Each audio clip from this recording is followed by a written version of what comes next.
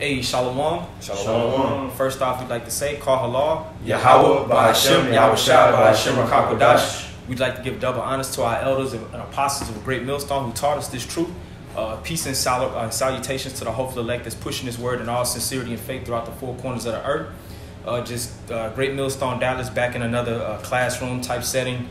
We just wanted to go into the importance of the father's role within our legacy, and then just how it's been totally flipped in this society that's controlled by Esau Edom. Because Esau Edom, they even know the importance of fathers. That's why they're gung-ho on having sons to carry out their inheritance because of legacy, and then of course certain land rights is tied, to your heirs. So that's why it's important to have a male heir, and that was always our legacy, just of honoring our father. So without further ado, we'll just get a few scriptures, Lord willing, this to edify. We can start off in Sirach or Ecclesiasticus in the Apocrypha, chapter 3 and verse 2. According to Sirach chapter 3 verse 2, it says, "For the Lord hath given the fathers honor over the children, and hath confirmed the authority of the mother over the sons." Right, which is a commandment. The scripture says that you're supposed to honor your father and your mother, but there's order to everything, and we're not going to marginalize a woman's role either, because we just call it how it is. But the Lord set up order for a reason, man. And the father, patriarch, let's look up that word, patriarch. I got you. Like in the Edamon or something. Yeah, I got you. Yeah, but even, just like that scripture there, like, it says, the Lord hath given the father honor over the children, hath confirmed the authority of the mother over the sons. Because at the end of the day, the mother is the nourisher. She's the one that teaches the children. But how does she teach the children? Right. What does she teach them from? Right. She teaches them based upon the information and the tutelage of the man. Right. Know? You said patriarch? Mm-hmm. Okay. Patriarch. Okay. Patriarch in Edamon Online, when you look it up, it says late 12th century patriarch, one of the Old Testament fathers, progenitors of the Israelites. Man. Patriarch directly from late Latin patriarchia, from the Greek patriarchis, chief or head of a family. Chief or head of a family. Yep, from patria, family, clan. When you look up the word family in the scriptures, it's really talking about a clan. Because a family consists of the head of the household, and it could be some brothers might be up in there, other parts of the family might be up in there. In-laws. Right. Like when you see a pride of lions. Kind. You'll have the one dark-haired lion, but then he'll have his brothers with him. And they'll have the whole pride with him. Patriarch, patria, family, clan, from pater, father, right?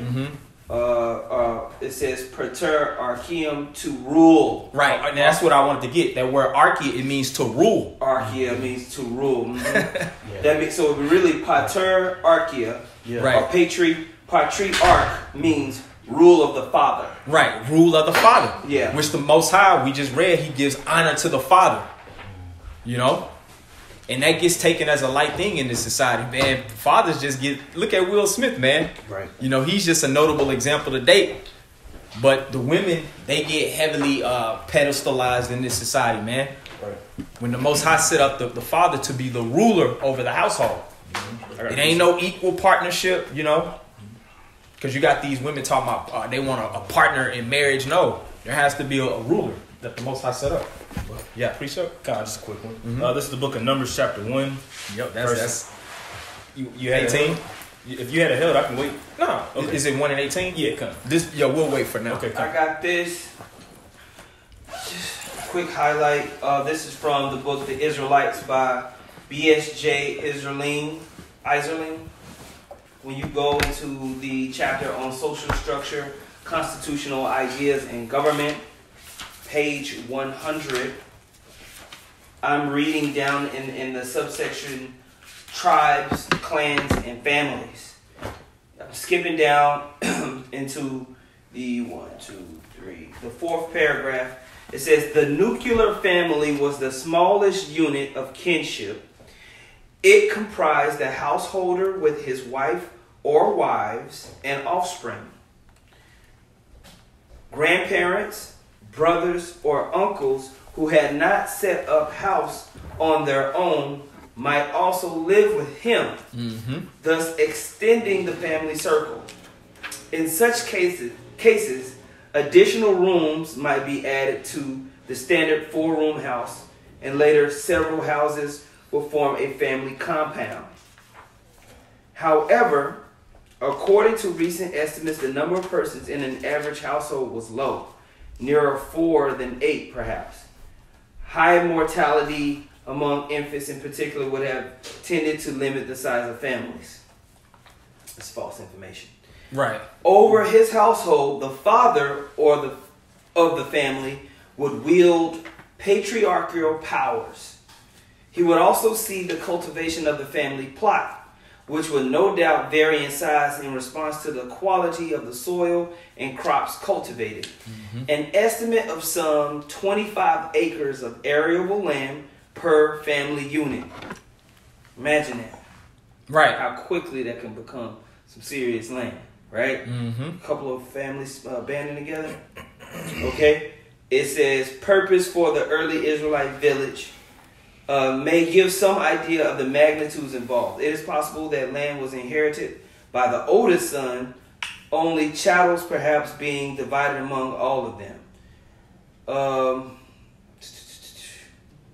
That was if I find some more in here, I'll bring it out. That's a little bit of an idea. That's great information. Just going back to patriarchy, rule of the father over his clan, over his kinsmanship. Who gets access to marry his daughters? Because that's important too. The man that his daughter bringing in, because he's coming into his fold. That's gonna either make or break his enterprise. Let's go back to that precept in Sirach 3. This is back in Sirach chapter 3. I'll read verse 2 again. It says, "For the Lord hath given the father honor over the children, and hath confirmed the authority of the mother over the sons." Right. So there is an order as far as the role of the woman too. She's over the children, but she's teaching the children the vibration of the father. That's why going back in ancient times, a lot of male children, they carried out the same occupation as their father. Like with the Lord and his father Joseph, carpentry, and then just like Peter and his brother, I think they were fishermen. So most likely their father, that was an occupation that they was into. So that was another level as well, the importance of the father, just to pass down a trade. So and it keeps the house, the enterprise going. And if I may add, a lot of Israelites, they don't practice that anymore. Right. You know what I'm saying? Like, not only is the trade of the father not passed down, but a lot of times the father ain't even in the life of the child. You know what I'm saying? Long enough until that child becomes a man. To where they're able to pick up that that trade. Right, and Esau knows this because that keeps you from gaining any meaningful generational wealth. Absolutely. If you can just pass down skills and trades instead of having your kid have to go to college, learn something new, When you already as a family or a clan, you have a trade. You just keep on that legacy, man, and just build it up, And Esau know this, and they move like that, But read verse 3. Yeah. Okay, continuing on in verse 3, it says, "Whoso honoreth his father maketh an atonement for his sins." So that shows the importance of the father. It says, "Whoso honoreth his father, making an atonement for his sins," man. So that's important. You mind if I get a precept, brother? Go ahead. This is Ephesians chapter 6, and verse 2. It says, actually I'll start at verse 1. It says, "Children, obey your parents in the Lord, for this is right. Honor thy father and thy mother." But it says, "Obey your parents in the Lord." So we have spiritual fathers as well. Yep. I don't know if that was one of your. And that's why we give our spiritual fathers double honors. And you got a lot of these niggas out there talking about we men pleasing and all of that. But this is scriptural, and how much more so through our parents in the spirit, That can bring an atonement for sin, man. Honoring your father, like we just read, Yep. The society teaches you that it's okay to pretty much disrespect your parents. Talk about that. It encourages. Oh, you to do that shit. That Sirach is expound on what you just said too. Yeah. This society literally teaches you that. right? Like nowadays, you got children. You got children now. Pretty much, the roles are backwards now, man. That's right. Children are the parents act like children. Right. You know what I'm saying? And then, like people, there's videos that you can find online you know, just sons literally beating the hell out their fathers, man, like fighting them. I seen a video. This dude, the two sons just jumped their dad, man. Right. You know, fathers having to negotiate with their children over things that they trying to set as far as order in their house. We had video of one father or the son. They was chasing each other down with guns, man, shooting at each other. So that everything's just completely out of order, but it's all starts with the wicked that's in power. Of course, our disobedience and the Most High use him as a whipping stick, you know. So we don't have like that our ancient relationship with our fathers, man. We don't even see it as a big thing, right? And we don't realize the gravity of that honor, man. That's important. Yep. Because really, if you curse your parents, that's a curse unto you. Mm-hmm. It is. You know what I'm saying? But I'm gonna go back to the Sirach. Well, more so your father, because Jake, even like with Jake, maybe get drafted or something. I want to thank my mother first. It's always that. It's really no reference. It's here and there, like Lonzo Ball, you know, LeVar Ball's kids. It's only it's small instances where the father gets the reverence he deserves. And they still, man, Salaki. I'm sorry. No, I was gonna say they still make it seem like that's look pretty much right. Lonzo Ball raising his you know, his father, you know, raising their sons to be basketball players. They make it look like as if he's just this tyrant or this asshole, right? You know what I'm saying? And he's just this crazy ass man. Which that don't make you crazy because you're the rule, the father's rule. You're supposed to rule over your household. Right. If there's no rule in the household, it's just gonna be complete disorder. Right. And that's why things are the way that they are, man. They'll try to put it in this whole feminist agenda, like he's oppressing his wife and the children just because he set a tone in his household. Masculinity. Right. Yeah. I got a real quick one. Go ahead. This is Proverbs 13:22. A good man leaveth an inheritance to his children's children. I read it again. A good man leaveth an inheritance to his children's children. Right, but that all starts through that honoring the father, man. Right. Yep. Making sure you're mindful of who your heir and how he's being raised up. You know, if you leave an inheritance to your grandchildren, man, like right. that's generational wealth. Exactly. You know, that passed down to your children's children, man, so that they good. Like I know Elder Ariella likes to go to a point a lot. You know, a lot of times of us being men, you know, we can't even name our great grandfather. Right. We don't even know. Right. You know, but like these Edomites, they can look and say, "Oh yeah, this is my great grandfather, such and such." They got the picture on the wall. Yeah, because they honor him. Yeah. Because they know in their mind we wouldn't have any of this wealth without that progenitor, man. So they honor that man. You know. And they make it known before anything else. Like this is who set this play up. You know. The first trucking gig that I got, I ain't gonna disclose the name, but when you went to orientation, they had like the great grandfather in 1930s how he established the business. But within the business, they had the great grandson. He's the CEO. His brother, he's the CFO. You know what I'm saying? So they got that. It's a well organized machine, right? To the point to where they even got it set up, the business set up as a charity. Right. You know anything about that? That's like buku money on taxes, man. Oh yeah. So it was a well organized machine, and it keeps out outsiders too. Mm-hmm. Yep. It's just all family business, man. You have to put it. You have to like basically heirs can only like take care of that charity. Right. So but Esau knows this. I have to keep saying that too, and that's why he broke our families up by removing the fathers the way that he did. You know. Was it more? I'll just finish it up. It says, a good man, Proverbs 13:22, a good man leaveth an inheritance to his children's children, and the wealth of the sinner is laid up for the just. And the main point was in the beginning. The first part of that verse. Why is the wealth of the sinner laid up for the just? Because the wealth of the sinner, what is the sinner going to do with his wealth? He going to usually mess it up. Yeah. How? He's going to spend it riotously. Right. He's going to spend it impulsively. The just is going to be looking at what? Eternal, immortal processes. Right. The ultimate path of immortality is in your ball sack. Right. You literally have immortality locked in your balls when you think about it. You know what I mean? So when you take care of your seed as if you have immortality locked in it, you move differently. Right. This system has set you up to think as your kids not as an asset. Right. Not as something that's going to build you long-term wealth. Right. We look at our children as liabilities. Something burden. that's costing us more. Exactly. Something that's in the way of us actually living. When actually it's the pathway for you to come back. Your children is an investment. Yeah. You know? You're investing in yourself. Right, exactly. If you really, really If you really think about it, that's right. You're saying, hey, you got to bring me back. Right. So let me make sure you good. Right. Hey, Yup. have you noticed even when you have a child, you be calling them mommy or daddy? Like, hey mama. Like if you have a baby. Hey little mama. Hey little mama. Yeah. I thought about it, that's so spiritual because that is your mother. In a lot of Right. ways. In the long run. Right. In the long run. When you think about it as far as a legacy.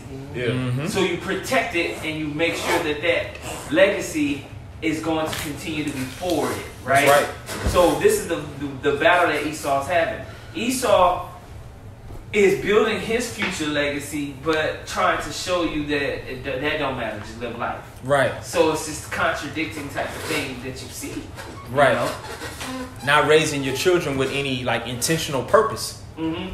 You know? But you see him raising his children Right. with very intentional Oh purpose. yeah. Yes, sir. You know? Very. That's right. They're very keen on you know what their children are being exposed to, man. Yep. So, but that's important of why you need a father in the household. Even going back just to the word Abba, we always go into, you know, the ox, which means it represents strength, and Ba, it represents Bayat or house, strength of the house. Abba, strength of the house. The father is the strength of the house. I got a quick one. Go ahead. Going into what y'all was talking about. Mhm. So, this is Job 21:7. Wherefore do the wicked live, become old, yea, they are mighty in power. Their seed is established in their sight with them, and their offspring before their eyes. Right, their offspring is established, man, because they had a ruler over their clan or their family to got make sure. substance. Right. Mm-hmm. There's three ways that the father is the strength of the house, and then a lot of these alpha male groups bring this out. You know, the 3 P's, right? Right. The father is the strength of the house spiritually as a preacher, Right. right? The father of the house is the strength of the house as far as profit, Mm-hmm. you know, as far as making sure to bring in substance, Mm-hmm. right? And then the father is the strength of the house as concerning protection. Yes, absolutely. Right? And so preaching, providing protection is the legacy of the family. And Right. this is what the father brings to the table that a woman cannot bring. And matter of fact, you know, it's just true. let's go ahead and grab that Mark 3:27 right now, and we'll come back to Sirach 3 just to, you know, land back on based on what the elder is going into. Mark 3:27. Kind. This is the book of Mark, chapter 3, verse 27. It says, "No man can enter into a strong man's house and spoil his goods, except he will first bind the strong man." Right, and Esau knows that, man. Read that again. Mark 3:27. "No man can enter into a strong man's house." So you can't enter or infiltrate somebody's clan, you know, unless, go ahead. And spoil his goods. Spoil his goods, his possible generational wealth being set up, His children. his children, His wife. right, his wife, Wives, his substance, yeah. Yep. unless what? It says, "And spoil his goods, except he will first bind the strong man." Unless he will bind the strong man, bind the father, man. So we've been essentially bound up, man, Yeah. through slavery. And then even after slavery, Esau was basically making laws just to put us in jail, Yeah. which is 13th Amendment slavery, Yeah. Yeah. you know? Yep. And the main way that you bound up today is these different laws that are passed that pretty much over pedestalizes a woman over you now. Right, and the children have more power, And like the we was children going have on. more Yeah. power. Yeah. Right. Yeah. Which I got that too. We'll get to it. The philosophy too. Mm-hmm. Yeah. You know what I'm saying? Because feminism really teaches these women that you don't need a man. You know what I'm saying? So even when you get with a female, there is a underlying thought process that they have that, you know what I'm saying, they really don't need y'all. Y'all on the same playing field. You know what I'm saying? Right. Yep. Which always comes at the downfall of a nation. Feminism always rises at the end of an empire. Mm-hmm.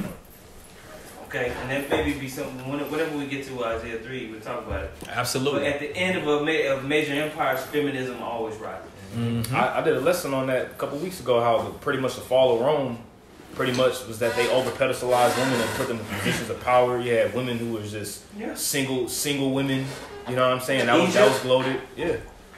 Yeah. Ironically, the Greeks wasn't on that shit. Right. They was putting women in check. Like, Mm-hmm. Wow. Sit back, ho. Back. Is it Okay, more to that that was mark? on it. Okay, can you go back to Sirach 3 and jump down to verse 9? And the reason why Greece was always like that because they were always at war. The Greek Empire never was chilling.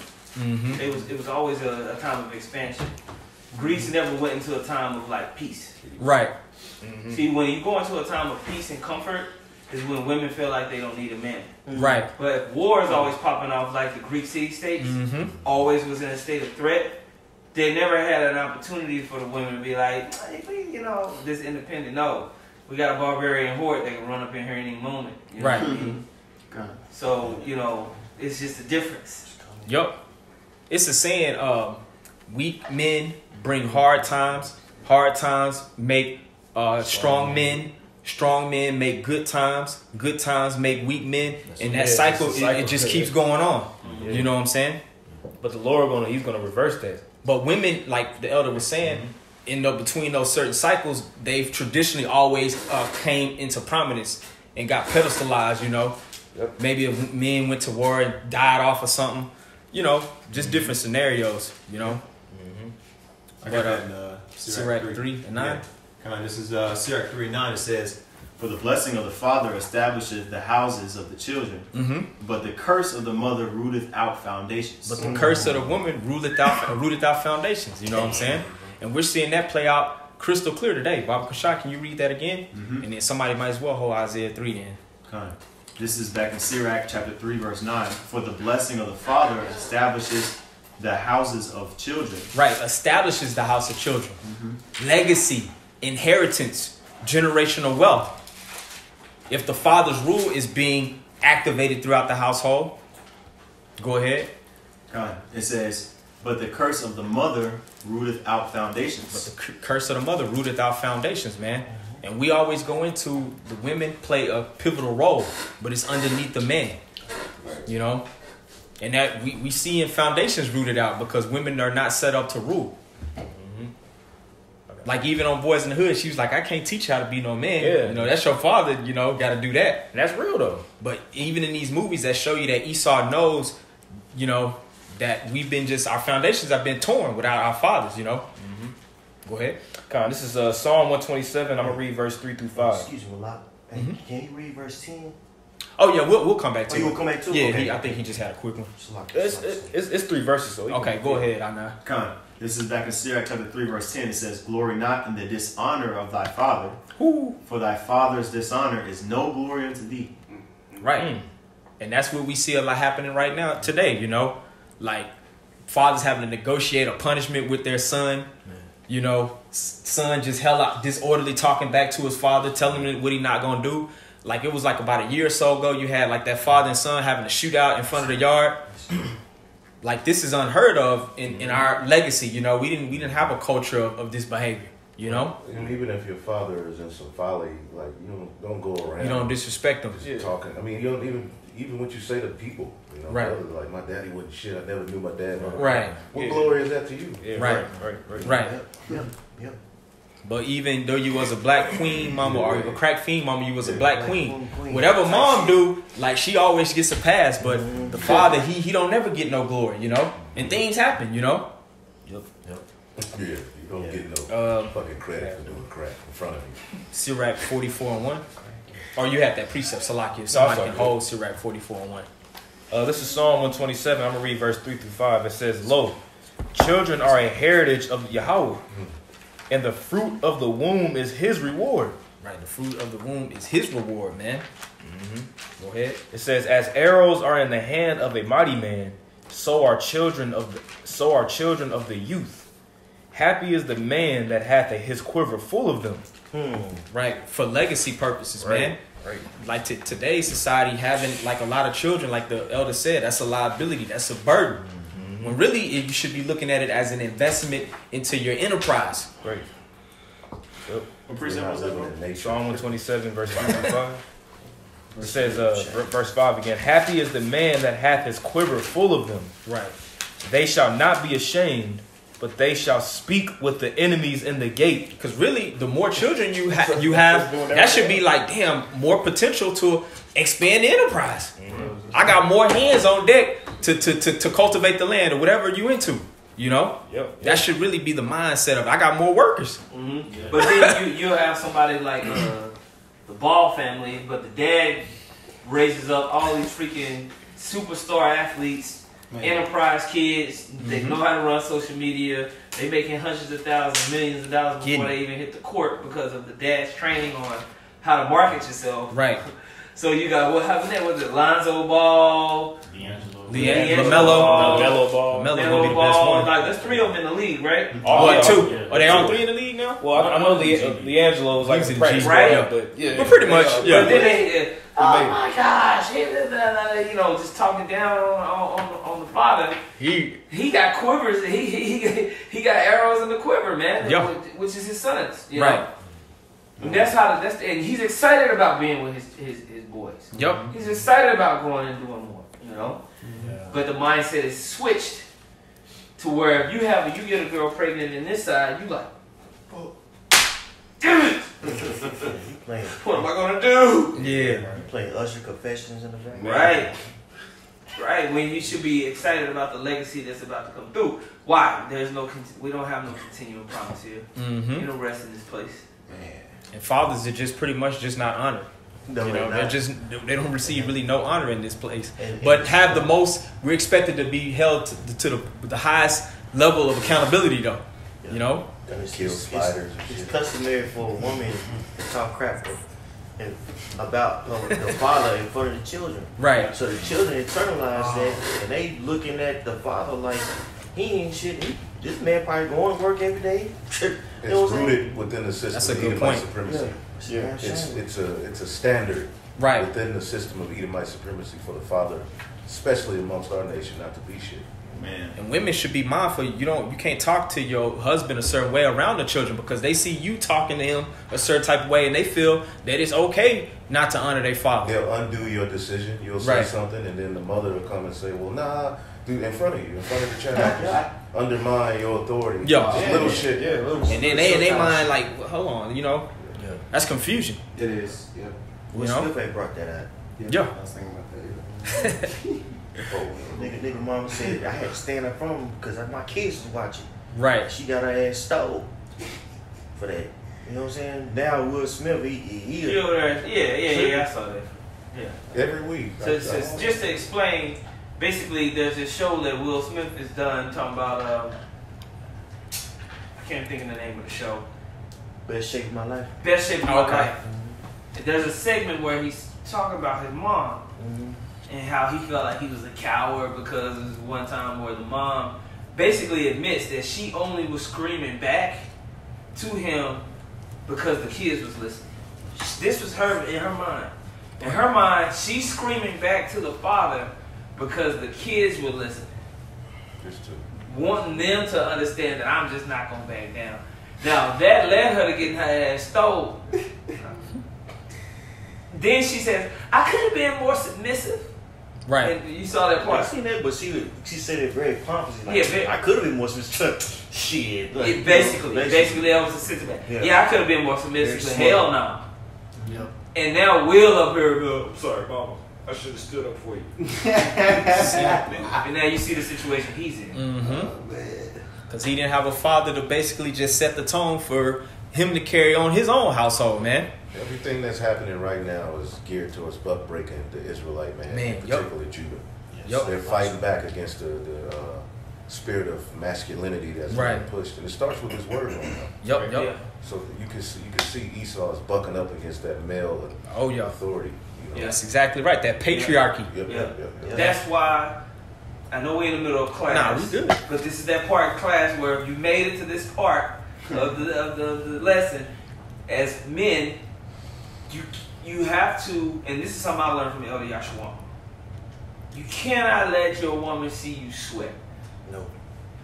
You cannot let your girl see you when you're upset, when you're mad, when you're doubting, because this society has put it in them to use that as fuel to come against you. When they see you drunk and fucked up or mad, you acting all mad. See, the expectation is for you to be weak. The expectation is for you to be angry. The expectation is for you to do all the things that society said that you would be to justify the label of deadbeat. Ain't shit. You ain't nothing. So, you know, brothers that might be listening to this, you have kids, you have a wife, you have situations. We're definitely in a time where when you upset, when you mad, when you going through it, drinking and stuff like that, that's going to be used against you if you do that in front of them. Right. If you wild out in front of them and you really know why you mad, it makes sense why you mad. You ain't tripping. They tripping. But society is against you in that way. You know? Yo. So watch out for that. But anyway. Yeah, for brothers who have children and fathers of a household, your actions dictate the tone of your household. Your behavior, your demeanor, you know, how you allow things to affect you. That affect you gotta be basically kind of detached in a certain way. Yeah. All about being a visionary of how you want your house to run, man. Not letting emotions, because that's really, emotions are for women. Now, men do get emotional, but like the elder said, that shouldn't be exposed to your woman, especially her, because she could use it as a trigger point to try to manipulate and gaslight, you know? Yeah. When we say emotions, we don't mean that you don't show happiness to your family. Right. We don't mean you don't have a good time with your family. Like, controlling your emotions don't mean you're just like I am letting like not laughing. No, that's not what it's saying. You know what I mean? You control what your passion goes into. Right. You know. Mm-hmm. Go ahead. I guess we can switch gears. Let's get Sirach 44:1. I got it. This is the book of Sirach, chapter 44 and verse 1.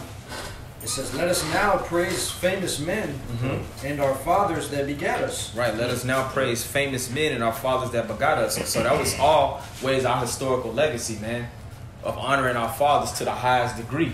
You know. Go ahead.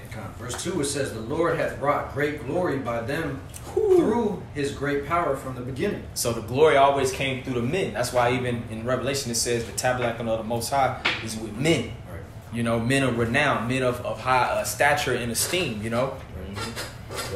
Getting pretty much Israelites in particular scenarios and situations, Yahweh B'Shem Yahushua would raise up a man to lead the children of Israel, like Moses. Mm-hmm. You know what I mean? The miracles of Elijah. Right. You know, Yahushua. Of course. Yo. Being the first and foremost. Abraham. You know, Abraham. So a lot of, you know, the scriptures where it says, pretty much when you read the things of old. Right. Romans, the 15th chapter, the 4th verse. Right. You know, the things are written aforetime. Yeah, the things are written aforetime for our learning. The things are written aforetime for our learning is things that we've seen our forefathers do, and we're reading about our forefathers. Right, exactly. And how they operated, and how the Lord was pleased with particular men, and how He was displeased with particular men. Right. And what happened? Because we are them. We are them. Yeah. History repeats itself. That's the saying. You can't move forward unless you understand your past, your history. Matter of fact, somebody grab Job 8:8 real quick. Just on that note. I actually still have that. Huh. You want me to get it now? Yeah. This is Job chapter 8, verse 8. It says, "For inquire, I pray thee." Inquire. Well, that means to really look into something, to investigate. Inquire. I pray thee. Go ahead. It says, "For inquire, I pray thee of the former age." Right. And former age. Go ahead. "And prepare thyself to the search of their fathers." And prepare thyself for the search of your fathers, man. Because that's who you really, you learn who you really are, man. And especially if your fathers had an inheritance or a certain legacy, man, you want to come up under that banner. Yeah. And that's the banner that we're trying to come back into. Even though we was discontinued, now we've been brought back into that way. We searching out that way more and more every day. You know? Yep. I got Keep going. Yeah. Hold on real quick. It's a little bit more. Verse 9 says, "For we are but of yesterday and know nothing." For we are but of yesterday. We don't know shit, man. We don't know nothing. Right. But just like the priest Todd said, through the examples and the things and situations that our forefathers have to go through, they give us hope. They give us affirmation of how to handle certain situations that we go through in this life, man. The scripture says there's nothing new under the sun. You know? Go ahead. It says, and know nothing, because our days are upon the earth. Because our days upon the earth are a shadow. Right, because our days upon the earth are a shadow. And even just going back to some of our ancient forefathers, they was living, past 900, almost 1,000 years, man. So they had a vast amount of knowledge, that got passed down, experience, knowing how to deal with family, knowing how to enterprise and deal with the other nations, community, in all aspects of life. I find it interesting how, like you mentioned, the age of how long our fathers lived. It only mentions the men. It never really mentions the women, how long they lived. That's a good point. Man. That's or right. even their names or anything. Right. Because it's a book about the genealogies, the seed line. Go ahead. Yeah. Matter of fact, somebody hold Numbers 1 and 18 real quick. Kind of wanted to grab this in Jeremiah just to land back off the point being made. Jeremiah 6 and 16, it says, "Thus saith the Lord Yahweh Bashim Yahushai, stand ye in the ways and see, and ask for the old paths, where is the good way, and walk therein." Right. See, because this society has pretty much, kind of laid it's pretty much a snare. This society, it even talks about in Proverbs that there's a way that seemeth right unto a man, but the end ways thereof are death. Right. And that's exactly what the society presents as good. Woe unto him that call evil good. And, Right. Yeah. So on. The turning of things upside down. Right. Exactly. But I'm gonna finish it off. Jeremiah 6 and 16. In the middle it says, "And walk therein, and ye shall find rest for your souls." But they said, "We will not walk therein." That's why our people don't have rest for our souls, man, because we're not going after the old way of our ancient forefathers, Because man. you gotta think, bro, like we through. It's completely through. We don't remember who we are just by remember, so we have to go into You the gotta book. go and look. Like we just read it Right. in Job. You don't know, you don't Right. have the physical remembrance to just be like, okay, this is why. You go into the scriptures, it tells you literally your father's messed up. Yep. So now you know what to correct. That's what Right. the Bible offers you, a record of your fathers and where they went wrong, what we're supposed to do, what's going to happen through the prophets. Right. Because there was a time like certain black women, they was going to those sites like Ancestry.com and all of that, because our people, we always have a yearning to search who we are, basically. Right. But they going about it the wrong way, because most likely with things like that, Esau going according to the maternal lineage through their mothers, and that's completely off, man. It's not according to the spirit. Right, it's not according to the spirit. It's not according to the seed of the fathers, man. Which, matter of fact, before we get Numbers 1 and 18, somebody get Wisdom of Solomon 7. About Kashan. And those websites like we mentioned, Ancestry.com and 23andMe, those are companies that are developed to gather DNA samples. And it always goes back to some Hamite stuff too, with most Jake that do that. Yeah, that too, yeah. Yeah, I found out that I'm from the whatever tribe. Yeah, when you go into the websites, I did actually some research on this a couple years ago. A lot of the websites are actually ran by so-called Jews. That's why they, whenever you do it, you of this the Huzazanzu tribe in in Africa, whatever the case may be. Right. And it's so a lot of those websites are ran by Amalekites. Right. Man. You know what I mean? Yeah. What I call for? Wisdom Solomon 7. Yeah. Go ahead. Where do you want me to start?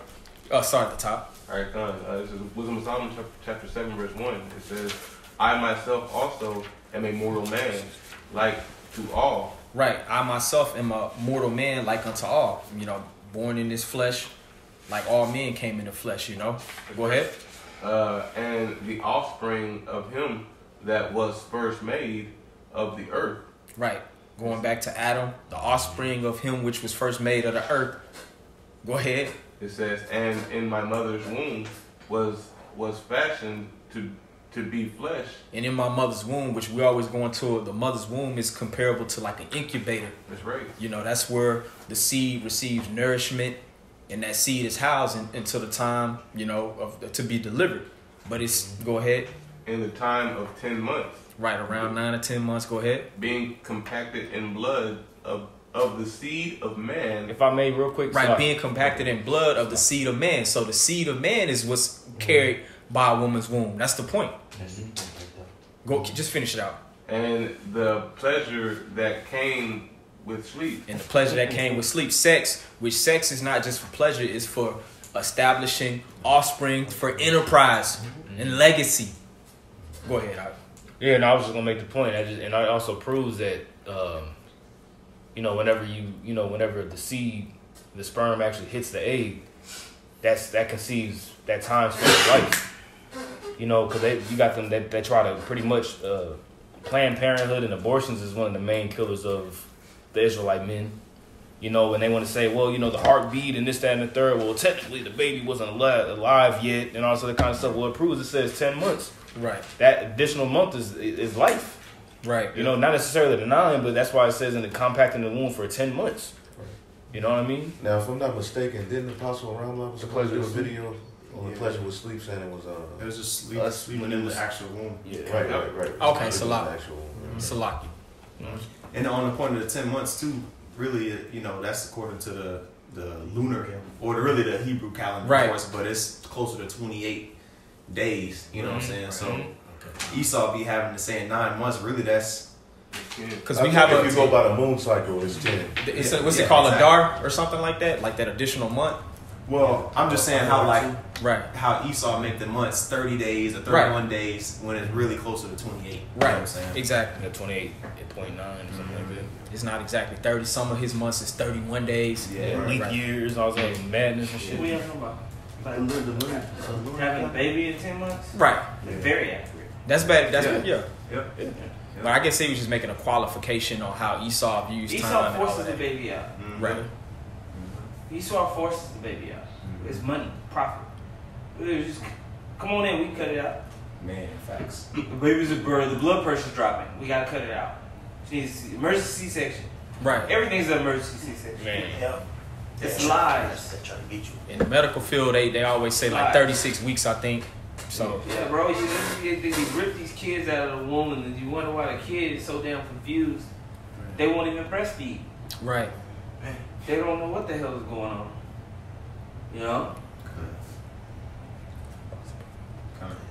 Somebody have a precept? I had one hell. Go ahead. This is Proverbs. Did you want that numbers one first? I did want that. I'll get Matter of fact, get that first. Yeah, I Get got that you. back. So the point that the offspring is of the seed of man. This is Numbers chapter 1. So that's how you determine, your lineage. That's why when you go into Matthew, the first chapter, it gives Yahweh Shai's lineage, such and such begot such and such, all through the fathers, This is Numbers chapter 1, verse. The point is in verse 18. I started verse 17. And Moses and Aaron took these men, which are expressed by their names, Right. and they assembled all the congregation together on the first day of the second month, and they declared their pedigrees after their families. Right. They declared their pedigrees. Let's look up that word pedigree. That word in the Hebrew is yalad. Go ahead. In the online etymology dictionary, pedigree as a noun, it says genealogical or genealogical Right. table or chart. Which gene goes back to the seed, or sperma. Right. In the Hebrew, that word is yalad, which means to beget or to bring forth. Right. Offspring, basically, because I was looking up beget earlier too. Go ahead. It says, and they declared their pedigrees after their families, Right. by the house of their fathers. By the house of their fathers. So that's how you declare the pedigree of a family, by the house of your father. There's no really such thing as no maternal lineage. That's a whole new feminist concept. Right. If I could add, Go right ahead. here at the end, it says ancestral line. Oh yeah, ancestral line. Yeah. Because that's really that's the proper way to trace your ancestry, by your fathers, by the seed of your forefathers. My father, my grandfather, my great grandfather, so on and so forth. Right. That's how you come back to really who you are, man. It's like the time of Ezra when they was rebuilding the temple and they had and the registry was going, and they was trying to figure out who, what, these particular individuals, if they belong to the priesthood or not. They had to go back and look at the records of their fathers, to see, okay, well, this man here is of this particular line. He's of the line of Aaron. You know what I mean? So they had to look to see who their father was. Hey, going that back to the registry and them records was important because land rights, ownerships, it ain't gonna have no discrepancies over that when it's all recorded. So that's another legacy of our people recording and having registries of the head of household, so to speak. There's different administrations even within the Levitical priesthood of being porters or musician or Right. candle lighter or Right. whatever position. it all ran like that. Right. Know? You And knew so- certain houses what they were known for. Like Yeah. that house, they skillful in fishing, Yeah. or they know how to make weapons or whatever. Yeah. So when they came to do the dedication of the temple during the time of Persia, when you read about it in Ezra and Nehemiah, because of the Babylonian captivity, when the Edomites came in there and burned the temple and did all that, so a lot of records were destroyed or just displaced. So those families that knew they were Israelites but couldn't prove it, woo, Foreigners. became instant foreigners. Yep. Yeah, particularly Levites that had to, that had the office of carrying the Ark of the Covenant. Then you had other families that had the office of actually covering the vessels. You had ones that actually had the office of picking it up and burying it. If you did this, you would die. If you did this, you would, you know what I mean? So it was very particular and tedious about how the Lord had it set up. Of particular, the fathers of the sons of Korah, you know what I mean? The sons of Aaron, so man, the importance of fathers is very, very, very important, That's why it says not remove not the landmarks. The landmarks was basically like rocks, if you would, that would determine what land was what family was to get a sect of land. So if you remove that landmark, you're taking the father. Basically, you take the father inheritance, and Jake was actually doing that. We talked about that in Micah, the second chapter. What was in that covered fields? That was Jake that was doing it. They would remove the landmarks. Dang. Wow. I had a precept. Go ahead. Proverbs chapter 4, start at verse 1. It says, "Hear ye children, the instruction of a father, and intend to know understanding. For I give you good doctrine, forsake ye not my law. For I was my father's son, tender and only beloved in the sight of my mother. He taught me also, and said unto me, let thine heart retain my words. Keep my commandments and live." See, so I mean, we know that this is going into the wisdom, That's right. but ultimately with the Father, he said, hearken unto my word, keep my commandment and live, because what the Father ultimately gave that instruction of life. Like Elder Ariala mentioned at first, the Father is the priest, the provider, and the protector. That's right. And this is Solomon speaking. We know who his father was, King David. Let's get Genesis. Yeah, we'll get it here in just a second. I want to get this here in Genesis, the 12th chapter. If somebody can get Genesis, the 12th chapter, Dr. Sean. Let me try to find a good place. You said 12? Because I just want to make a point on our forefather Abraham. How even though we know that his father Terah, he was a idol worshiper, he still reverenced and basically honored his father. We start at the top? That'd be too much. Yeah, you can start at the top. Read through 4, 1 through 4. Genesis 12 and 1. Now Yahweh had said unto Abram, get thee out of thy country and from thy kindred and from thy family's house unto From a thy land. father's house. So, Slacky, and from thy father's house, Slacky, unto a land that I will show thee, and I will make of thee a great nation, and I will bless thee and make thy name great, and thou shalt be a blessing. And I will bless them that bless thee, and I will curse them that curses thee, and in thee shall all families of the earth be blessed. right, because Abraham's name, do you know what Abraham's name means? No. Do you know what Abraham's name means? Do you know his name was at first Abram? Do you know what Abram means? Okay, I know you know, right? What does it mean? Father, well, What's Abram mean? Abram Right. is Abaram, which is exalted father. Right. And then Abraham is father of many. Right, father of many. So that's where you can break that down in the scriptures through what we just read in verse 3. But basically, pretty much the Most High told Abraham to leave his father's household. But the point I want to get is peep how old Abraham was when he first left his father's household. Verse 4. So Abram departed as Yahweh had spoken unto him, and Lot went with him. And Abram was 75 years old when he departed out of Haran. Right, so he departed out of Haran. He left his father Terah's household. He was 75 years old. And I believe when you read Genesis 11, it says when his father Terah died in Haran, I believe he was 205. So that shows that we stayed within our clan, you know. He was still under his father's household at that age, bro. You know? He probably, his father probably had an enterprise, and, Yeah. and Abram was probably under, like, running. Right. Because when he left, he had substance. Right, he took Lot with him. They Yeah. took the cattle. Yeah, so But, right. he probably was, like, into cattle and stuff like that. Oh, yeah. Big When time. you read in Josephus, it says that Terah was he had his own shop, but he was making idols, like he was an idol maker. Damn. Damn. An artificer or An whatever. artificer. Yeah. And Abraham seen the idol and he grabbed it and smashed it on the ground. And Terah was tripping, like, "What are you doing?" He was like, "Well, it's a god. Well, ain't he supposed to get up?" Right. You But that was read his that- occupation, though. Like, yeah. You read that in Josephus, you know what I Right. mean? But that's just But- it's a separate secular history. In Genesis Abram 12, was probably going that's through pretty much the reason why Abram departed from his father's household, because, like he was saying, his father was into idol worshiping. Right. But the point I want to get is, peep how old he was before he came from under his father's banner, man. You know, so that shows we had a deep level of reverence and honor to our fathers, man. He had his first child when he was 100. Right. Well, he had Isaac when he was 100. 100, You know, but yeah. that wasn't his first. You know, that wasn't his first child. Ishmael. He was still 90? Yeah, Well, yeah. He was No, still up like there. 90 Yeah, something. no, you're right. Yeah, I think he was 90 still when old. he had Ishmael. Isaac or Ishmael, yeah, right. Yeah. Yeah. I'm sorry, yeah, he was 90. Yeah, he was 90. And then 100 at Isaac. With Isaac.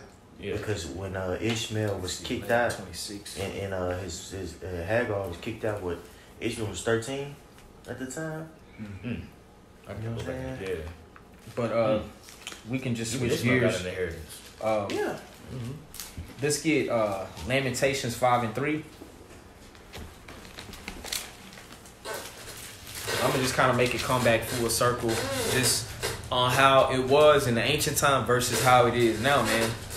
You know, and that's why we've been so broken as a nation. Why we're the one reason why we can't establish any generational wealth, man. Why we can't have a higher level of autonomy. You know, which is the curses, the scriptures in Deuteronomy 28. We should be in one of all things to our enemy.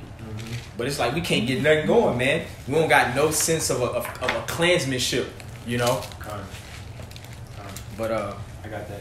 Lamentations 5 and 3. Go ahead. This is Lamentations 5 and 3. It says, "We are orphans and fatherless. Our mothers are as widows." Right. Because our fathers are not in the household. The strength of the household has been removed, man, by various different ways that the damn wicked has used to do that. But we're fatherless children, man. You know. Government aid, you had to be a single mother in order to qualify. So within having a fatherless nation, it's just going to be a perpetual cycle of no generational wealth, Downward spiral. or just a downward spiral, looking for women to try to somehow establish a foundation of something that we can really have as far as an inheritance. You ain't going to be able to do that, man. You know? Because they ain't got it.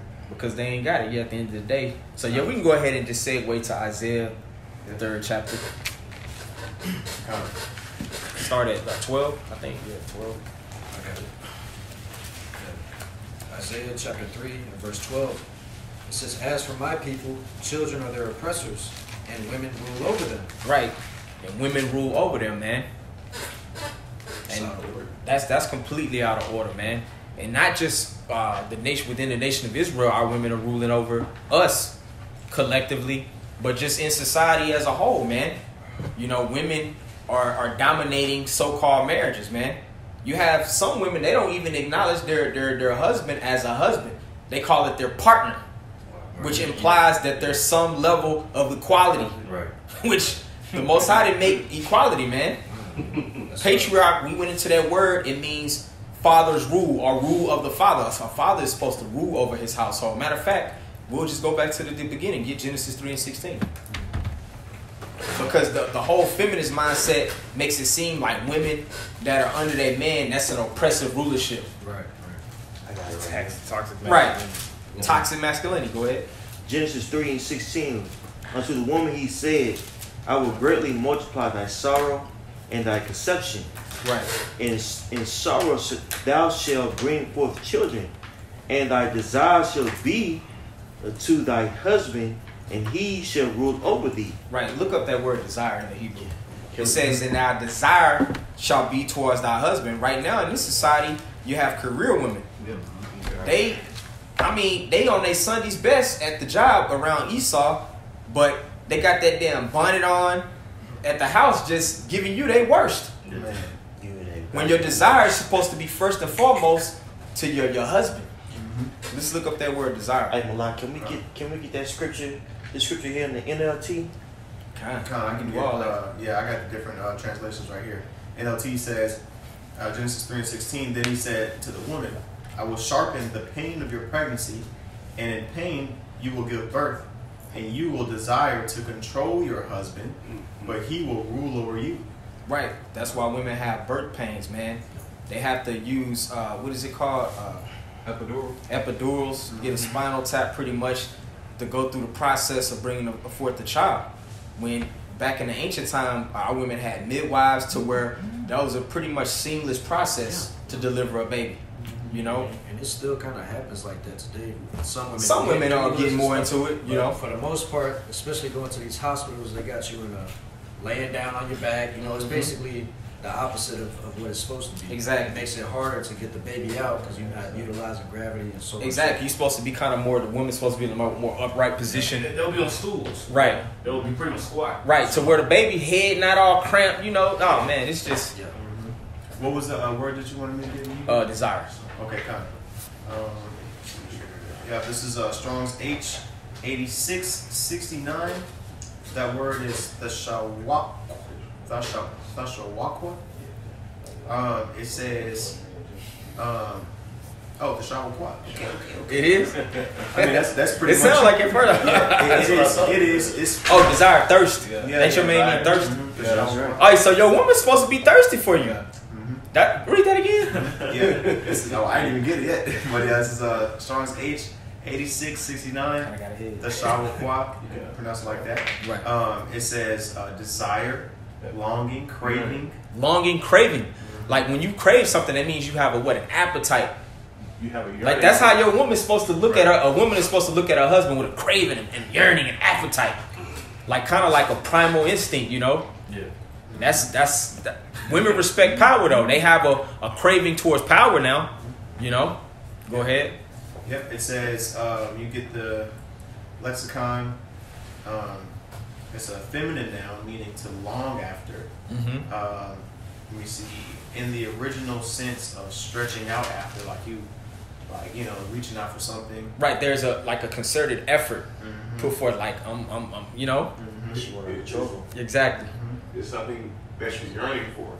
Something you're yearning for. Yep. That's pretty much it. So read Genesis 3:16 again, Barbara Shaw. Okay. This is Genesis 3:16 in the KJV. It says, "Unto the woman he said, I will greatly multiply thy sorrow and thy conception. In sorrow thou shalt bring forth children, and thy desire shall be to thy husband." Right. Your longing, your craving shall be towards your husband. Go ahead. "And he shall rule over thee." And he shall rule over you. What? Not a partnership, not 50-50. He shall rule over you. And that part of the Bible, man, feminists hate. Yeah. A lot of so-called Christian women, they want to look over that part of the Bible right there. Or that's how it used to be. Or that's how it used to be. Oh, that was then. That's the old. That was the old times. Yeah. When we just read in Jeremiah 6:16, it says, what does it say? Stand ye in the old and seek after the old path, man. Because a lot of women say, that was how things were doing back then. They don't realize it was because of men that modernized what they had to where they can get Kroger's and go get their oil change, you know what I'm saying, sit in their car the whole time. Because that's called infrastructure. Yeah. Only men have the strength to lay infrastructure. And maintain it too, by the way. And maintain it till women could live that comfortable life and talk shit. Right. Because most truck drivers are men. And without truck drivers, this nation would be through. And construction workers. Construction. Fishers. Engineering. Most of the engineering. Yeah. I'm talking about the real engineering, like whether it be the railroad. Even inventors. Yo. Yeah.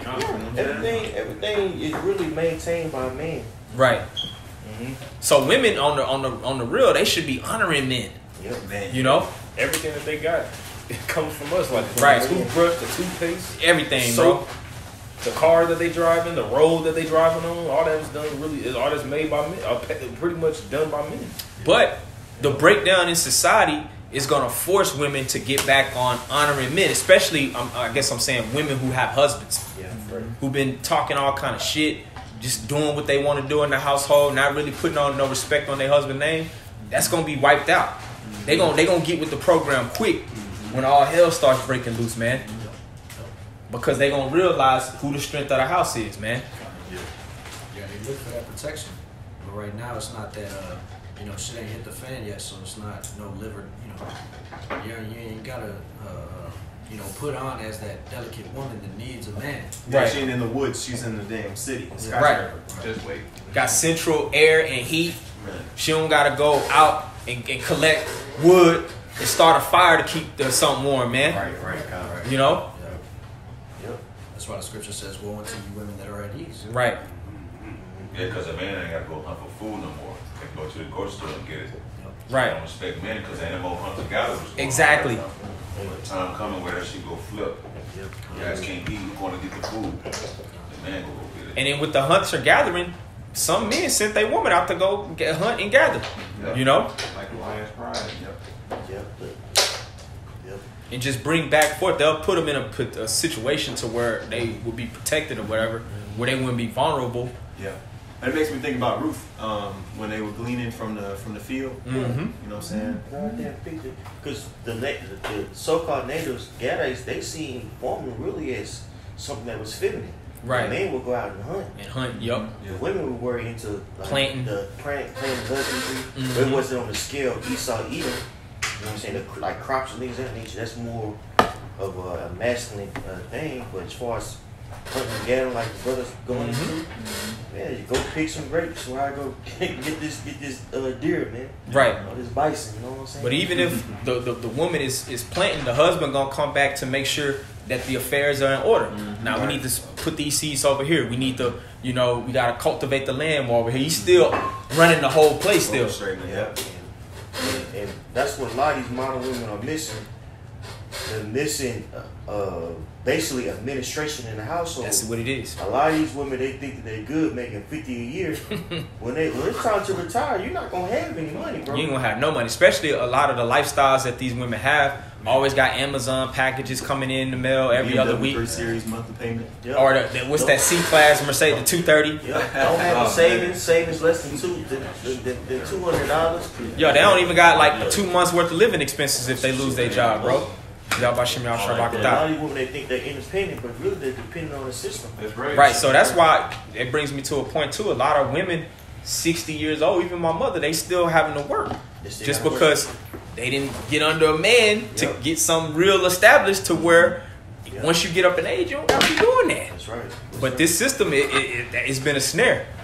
Because women at older ages, they're still having to toil because they can't retire. They ain't got shit to retire on. They'll be through. Yep. It ain't no money in social security anymore. You know? So this whole just not holding the fathers on a high esteem, it's just been detrimental to everybody, all parties involved, really. But more so to the nation of Israel, man. You know? Because we was the ones who were supposed to be blessed in keeping that way. You know? Somebody get 1 Timothy 2:12.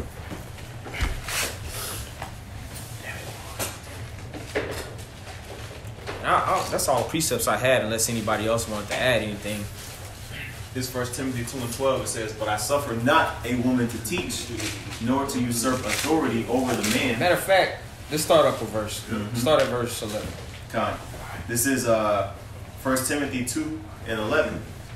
"Let the woman learn in silence with all subjection." Right, so this is the order that a woman is supposed to come up under a man under.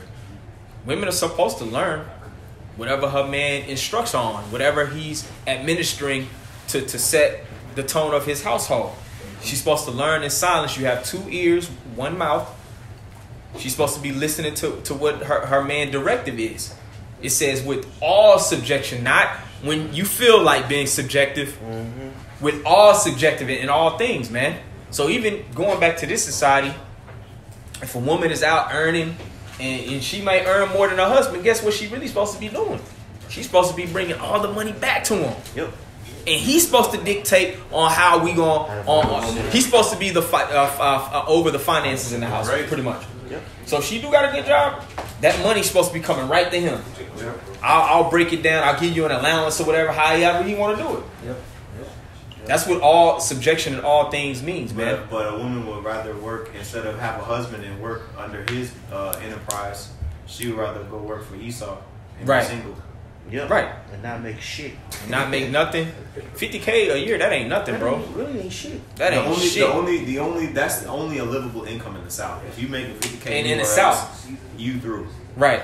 But women today making that, and they got children with no father in the house. I don't know how they be doing that shit. So they got child support, they got government aid, and then just debt with no savings, just paycheck to paycheck, just a treacherous just spiral without any legacy, no inheritance to leave back. Yeah.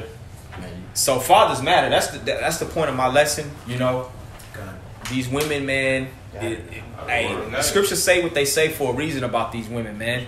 The scriptures are real strict with women because there's a need to, man. Right. That's why the scripture says, I can't think of where it is, but where it talks about not giving a woman liberty to gad abroad. I was just about to find it. It's Ecclesiastes. Because they ruin everything, man. A woman's ability to just do whatever she want to do not only destroys her, if it's children involved, they through. Everything's just fucked up, man. Pardon my language. And we got to blame the devil because Esau knows this. You better bet your bottom dollar Esau's household is not like this. And I'm talking about the higher tiers of Esau going up to the elite. They have male heirs to whatever enterprise that they passing off. And they women ain't on order. They women ain't finna be talking to them any kind of way. They'll get put down. They'll put them under the dirt. And it'll be like she was missing if she got out of order. I got some. Go ahead. This is Ecclesiasticus, the book of Sirach, chapter 26.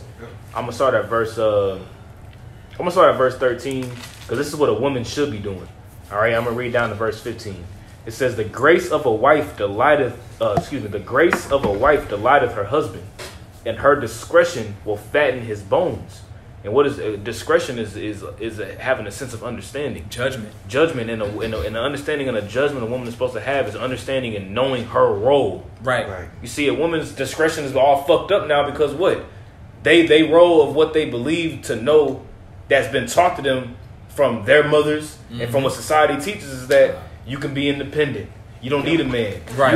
You can be over a man. You can go to the military. You can fight. You can do this. You can work in the industrial. You can do anything you want. Right. But that's not the way that the Lord set it up with the order of things. The Lord said what the man is over the woman. All right, and then Yahushua is over the man, and Yahweh is over Yahushua. That's the order that the Heavenly Father set up because that brings structure to the planet Earth. Yeah, and a lot of black women, they have a lot of animosity. Like if their father didn't come up with them, they're very bitter. They're the worst. They're the worst ones to deal with. But that shows that Esau removing the father, as far as our women, man, it messed them up too, and they're the weaker vessel. Because going back in the scriptures, you know, a father, he has to make sure he's looking after the state of if he has a daughter, making sure that he's bringing her up so that she can get the best man. Because that's only going to help expand his enterprise. Going back to the story of Jacob and Laban. That's right. You know what I'm saying? Laban ran game on Jacob. Because he understood that he wanted Rachel. Yep. But Leah, which he wasn't going off because Leah was the oldest. He worked 7 years and he gave him Leah. Then he had to work another 7 years to get Rachel. But the point being made, just that strength in the household, his daughter's way is already set with a righteous man, you know. So not having a father, it messes them up too, man. That's why a lot of our women, we get on them a lot, but in this society they through, man, just because of that. When you talk to a lot of these women, bro, they got a lot of psychological issues, bro. A lot of psychological issues. So, you know, just hey man, we man, bro. I ain't gonna tell nobody not to deal with a woman. Just be careful who you dealing with out here. Oh yeah. You know what I'm saying? Because every brother ain't gonna be, you know what I'm saying, Greek or Suave. You're gonna have some brothers. You're gonna get in a relationship. It's gonna happen. Right. You know what I'm saying? But just be careful who you decide to lay down with, decide to do whatever with. You know what I'm saying? Because at the end of the day, we are men. You know what I'm saying? Just, you know, having a person that doesn't have a father in their life, or a person that doesn't respect their father, more than likely she is going to be a demon. It might not be outwardly per se, but she'll show her disrespect in very subtle ways, man. You know what I'm saying? Because that tone of dishonor and disrespect towards a male authority figure, that's already been a breach in her mind. There's no way possible that this guy can, you know, I can take a lead from him. You know, that's been instilled in her early if she didn't have a father coming up. You know, and Esau knows that too. I gotta keep saying this bastard knows this, bro. Go ahead. I got a little bit more on this. You still in 26 though, right? Okay. All right, Baba Kushai, you got it. Okay. This is Sirach chapter 26. I'll read verse 13 again. It says, "The grace of a wife delighteth her husband," and that grace goes into help, you know, love. Because Most High shows grace and mercy to us, which is really His help or His love towards us. So, like that true, genuine love that a woman has towards her husband is a delight. You know, not necessarily like just her coming home, you know, just bothering you. You know what I'm saying? Just loud, right? You know, well, how come this ain't, you know, just being a goddamn demon? You know what I'm saying? That shit, as a man, that shit, you ain't trying to hear that shit, right? You know what I'm saying? It's a scripture. If I could say, it talks about like a woman, she should be like a pillar of rest for a man. You know, but that's only if they respect you and honor you as an authoritative figure, as the ruler of the house. You know, and in most situations, our men are not being viewed in that light by our women. Right. You know? Right. Yep. No matter what you do, matter what you do, man. You provide, you put a roof over her head. Bro, look at Will Smith. We got to keep bringing this dude up. But I don't know how much. I ain't going to pocket watch on the boy, but, you know, he got millions or whatever. He got M's. And his woman is just being a complete demon, embarrassing him. He looks very dishonorable, but it's all through his woman, man. Yeah, cause she from the hood. She used to niggas treat her like shit, and that's masculinity unto her. Yep. So she with a guy that's gonna treat her half decent. You being Casanova, she gonna spit on your face, literally. Yep. You know what I'm saying? These women don't respect a guy that has morals. They think masculinity is a nigga like Tupac. His bitch is 50-something years old, still talking about Tupac. Right. A nigga that died when he was 27. Right. That was a child. When you 27, you still a kid. You're a kid for real. You know what I'm saying? But that's her sense of romance. Right. The nice guy loses. Always loses. Right. Nice guy finish last. Go ahead. It says, verse 14, it says, a silent and loving woman is a gift of the Lord. A silent and loving woman is a gift of the Most High. Because sometimes you might just want to vent for a minute, but you don't want to hear all what she going. Most men most likely got to hear how your woman's day went. Man. They be asking you how your day was just so you can go turn around and ask them how their day was. Right. You might just be like, it was cool. You know, Jake going to be short and sweet because you don't want to recap the hell. Yeah. You just, you know, it was all right, man. Females going. She ready to break the heart, and I don't know why that bitch, like, she going into the whole breakdown, you know, of the day. And it's really just nothing, really. She just complaining over nothing a lot of times. But a woman, she's supposed to be silent, you know, and loving. Right. That affection that we just read about in Genesis the 3rd chapter, that craving. Not all that goddamn cackling and shit, man. You know what I'm saying? Just making noise, pretty much. You know, as a man, especially right now, and we in captivity, man, we ain't trying to hear that shit. Right. Honestly, we ain't trying to hear that shit, man. Just, man, the best thing to do is just let a man do what he does and know your role. You know what I'm saying? We ain't sitting there being a lion in our household, just shutting shit down and just yelling at you all damn day, because we don't do that. But man, we ain't trying to hear all that extra shit though, honestly. Right. Just being real, like, we ain't trying to hear it. But the thing is, a woman should understand and know the vibration that her man is giving off to be like, you know what, let me fall back. Right. You know what I'm saying? Let me give him the space because I understand that he likes these things. A woman's supposed to, he likes these things. He likes this. He likes this particular thing a particular way. So let me just do it like this so I can please him. Right. And in return, I was just gonna say, a woman is supposed to know all the little nuances of her man. Yeah. Just through that process of just examining and having discretion. We read it. You know, discretion. you should know what your man like, what he don't like, what irritate him. Like, man, I need to just kind of let him just be, I'm going to come back later, She should already know that. You should be asking questions like, well, how am I supposed to know? Or, well, how come you just, now granted, man, how men are today, things are done backwards. You see what I'm saying? But in today's society, like a woman really needs to be really focused on the Hey man, Yahweh Bashim Yahushua, he wants us to focus on the details about him. Right. So how much more a woman needs to focus on the details of her husband? We gotta focus on the details of Yahweh Bashim Yahushua, what he wants, the little things that he likes. Right. You know what I'm saying? Yeah. But the woman need to do that with us. Exactly, because that's the order. It starts with us, being obedient, being in subjection to all things to Yahweh Bashim Yahushua, and then it translates. It trickles down, man. I'll finish this for you though. Okay. And that's all I had, unless brothers had precepts after he read that one. Verse 14: a silent and loving woman is a gift of the Lord. That's a gift. Silent and loving woman. The only time these women really get to know your nuances is when they're trying to pick at you. Right. You know what I'm saying? I know you don't like this, I'm gonna do that. I know if I say this to him, you know what I'm saying? Like the broski said, gaslighting. I guess that's a new term for throwing bricks or whatever that these women do. Just to basically deflect.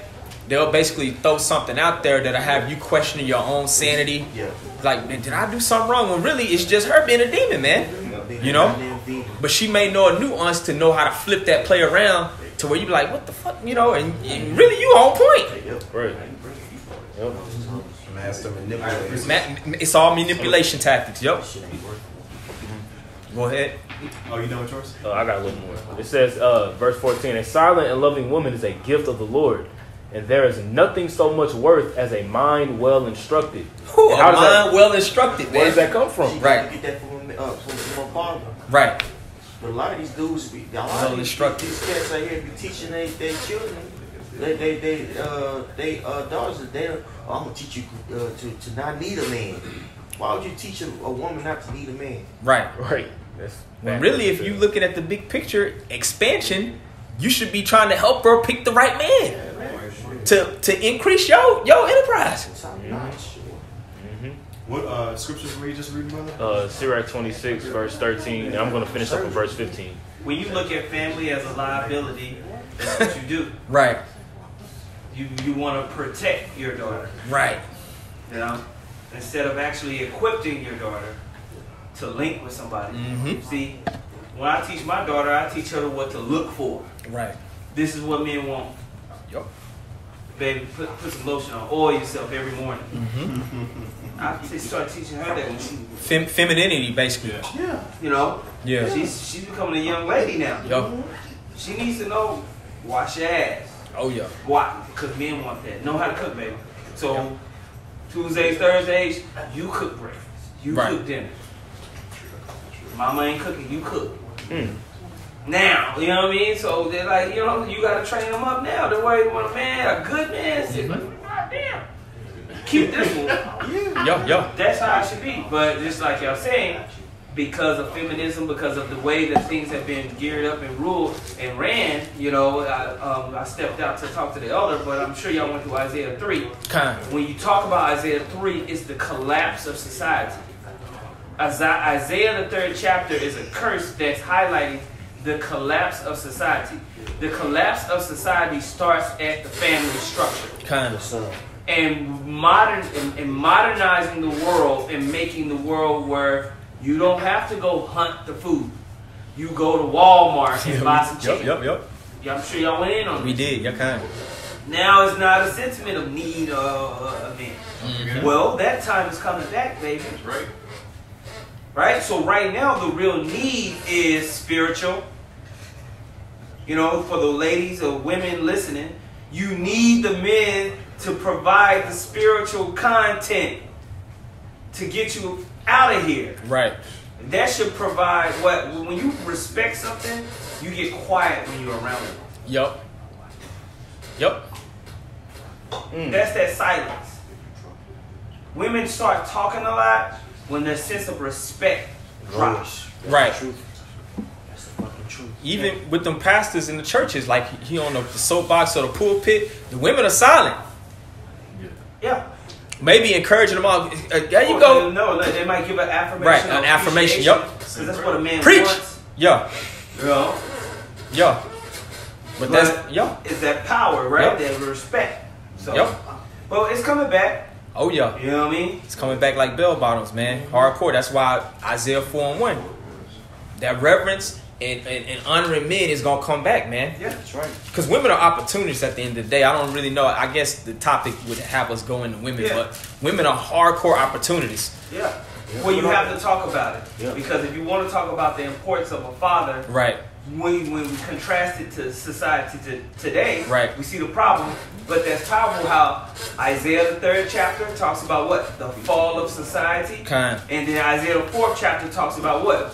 The restoration. Restoration. Of it. Yep. And immediately at the top of that chapter is what? 4 women. Yup. When the women get 7 back into that take healthy on one man, supporting yeah. role. Right? Yup. You know? It's hand in hand. Yup. So for brothers to be coming into this truth, you're learning these things. You're not learning these things so you can be Pimp Don Corleone. 4 women, 7 women gonna bow down to me. I'm gonna walk around like pimp juice. I think I need to let it loose. No, we're not saying that. Get that out your head. Right. We're not saying that. What we're saying is the idea of masculinity and the idea of being the head of the household. We highlighted the 3 points, right? Mm-hmm. The 3 P's. Right. Preaching, providing, and protecting. Yup. And those 3 things are what Esau takes away from us. They take away your ability to preach and control the thoughts of your household. They take away your ability to provide and produce legacy wealth. And they take away your ability to protect and be manly and stand firm for what you believe in. Right. You know? And so that creates a weaker house structure. Yup. And so that importance of the fathers is coming back and being reestablished. That's right. So anyway. Now that's the point being made. You know, it's a resurgence of fathers being reverenced at the highest level, man. Just the way it's supposed to be. But like the elder said, this ain't no pimp juice or nothing. Before you can be a ruler of a household, you gotta first rule your own spirit, man. Right. Mm-hmm. You know, because the Lord can't even deal with you if your own spirit is not aligned and ruled in unison with Him through His Son. Right. You know. Yep. That's gonna set the tone to make a woman want to come under you. Yeah. You know. Was it? Were you still reading, or who That was it. I mean, that precept. Yeah, we could just close out after, unless brothers. I don't mind. Yeah, I mean, this is the last one. This time is going to happen. Ephesians chapter 5, verse. Did we already get Ephesians 5? Nah, we okay. good. Ephesians chapter 5, verse 22. It says, "Wives, submit yourselves unto your own husbands, as unto the Lord." Ooh. So that shows you that the women, just like how if they respect the Most High, then they're supposed to submit themselves under their husbands. Going back to the topic of the importance of the role of the father in the household. Right. You know what I'm saying? The household doesn't operate properly if the wife isn't in submission under her own husband. Right. You know. Right. You have disbalance in the household. You have a fracture if the woman's not under, because if you got division, then you can just overtake the household. The woman thinking she on the level when that's disarray. That's dysfunction. That's disorder. And it says, "As unto the Lord." So right. Like, hey, Sarah called Abraham Lord. Yeah, that's the spirit. I was just thinking that in my head. We are the lords over our women, man. Yo, that Lord what's that scripture? Means master. Matter of fact, somebody get that one. I don't know. I think it's in Timothy 2. The head of the woman is the man. Woman means to serve. Yeah, 1 Corinthians 11. Okay. A woman means to serve. Right. You know. That's right. They call it a wound man. I got it. A man with a wound. Fuck out of here, man. But it seems like it's more aimed at us as far as destroying masculinity and honoring fathers, you know? Yep. It's really for Israel to keep us down, the aim that Esau is taking with this whole approach. And uplifting femininity. Because even these hardcore feminists, a lot of them married. They under a husband, man. These white women, they'll talk shit about all of this, but SSB a game. Be a phase for white women in college. Really, it's just justification for them to get their freak on, but then when they get out of college or shoot, they sophomore or junior year, they're linking up with somebody. Oh yeah. And also, Esau Edom is eventually he's effeminate, so he into that type of shit. Man, cuckold. Oh yeah, That's what they be into. Yeah, They yeah. call it cuckold. Swinging. Cuckold. You see, they like That's that another. shit. You That's a know. whole nother topic. Lady Jake, yeah. I got that. Go ahead. 1 Corinthians 11, verse 3. But I would have you know that the head of every man is Hamashiach Yahushua. Right. So it all starts right there. Yahushua Hamashiach. You know, that's the head of the man. And that word head goes into the chief, Right. if you will, or the posterity, the chief. Right. The Raj. Right? The Yeah, so Rahash, that's- the head. That's proud as hell because you have a lot of black women say that God is their husband. That's completely out of order, man. Man, like, no, he ain't. No, what the hell he ain't. You know what I'm saying? Matter of fact, So let me get basically, that you right putting a charge of adultery on the Most High. Right. That's off. here. For a woman that got a husband to proclaim that God their husband. Right. Wait, they say, "Oh, I'm gonna wait for Jesus to come back." They be joking, but they say, "Oh, I'm Nah, gonna wait they be Jesus for real. to come back and ask him to marry me." Like, But it'd be a slap in the face at the same time too if they actually got a husband too. well, they got many husbands, like Right. how Shai said in John the 4th chapter. Hey, that word head in the Greek is kephele, right? Kephele. And that word head means, it says metaphorically, anything supreme, chief, prominent, master, Lord. So we are the supreme. We are the supreme beings over our women, man. Right. But this society teaches you that it's backwards. This society teaches you that, well, no, actually the supreme being over the man is the woman. Right. Or actually, you know what? There is no supreme because both of y'all are equal. Right. Y'all are life partners. Yeah, y'all are supposed to just be equal together. Right. When that's not how the Lord set it up, right? It says, but I would have you know that the head of every man is Mashiach, which he is our supreme. Mm-hmm. It says, and the head or the supreme, the chief of the woman is the man. Right. And the head or the chief of the woman, The master. the master, the Lord over the woman is the man. Right. And this is like this for a reason. It's not to be some oppressive, tyrannical rulership over the household, man, kicking over tables and all of that. It's for order. It's for enterprise, for legacy, inheritance, all of the things that we don't have as a nation. But it's coming back. Go up to your job and be like, you know what, I'm actually equal with the CEO. Matter of fact, no, you ain't the CEO. I'm actually over. You know what? No, we gonna be equal. Yeah. You gonna get your ass kicked the hell out. Yeah. See You how gonna that get work that out. cardboard box and your ass gonna be outside. Right. You know? That white box of them took security guards. Yeah, walking your ass out. Egyptian mustard. You know, and that's what the Lord gonna do. That's what the Lord gonna do to these women that don't want to submit. He gonna give you that cardboard box. He gonna give you your walking papers, man. Yep. You know? So It all stems back to the point, though. You know what I'm saying? Yeah, The absolutely. fathers and the men really deserve, you know, the respect given, especially the men who are out here teaching. that's what I want to add, that caveat, especially really it's first and foremost for the Israelite men, for the hopeful elect who walking in this truth, man. Those are the men who are worthy of that honor, you know, from women and anybody, man. Right, straight up. You know, as long as we honor Yahweh Bashem Yahushua, of course. So, you know, fathers matter. You know, the praise of men is coming back into the earth, man. Yep. So Start with us standing on our feet. exactly. This truth is a big part of everything that's happening in the earth. You know, Kevin Samuels, all of these dudes. Yeah. Because when we first came on in 2007, we didn't have many. It was a few. Sergeant Willie P. Tommy That's how I learned about the truth through Sergeant Willie P. Sotomayor wasn't. Nah, when he first wasn't. came in. It was like 2012 when he came around. Okay. But Willie Pete was around like in 07, 08. Right. And, you know, there wasn't really a presence of men hitting on women on the internet like that. Mm-hmm.